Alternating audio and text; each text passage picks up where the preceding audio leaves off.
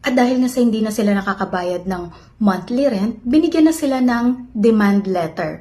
Una, noong August 2017. Yung pangalawang demand letter, noong February 2019.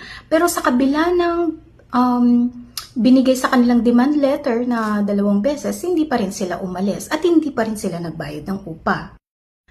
So si landlord nag-file na ng kaso sa kanilang barangay. Pero hindi ito pinansin ng kanyang mga tenants.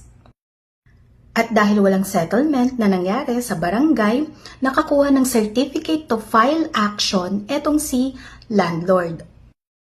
So noong 2019, lumapit na si landlord sa UP Office of the Legal Aid para magpagawa ng demand letter at ang yung demand letter na yon ay ibigay sa kanyang mga tenants. Pero gayon pa man, kahit anong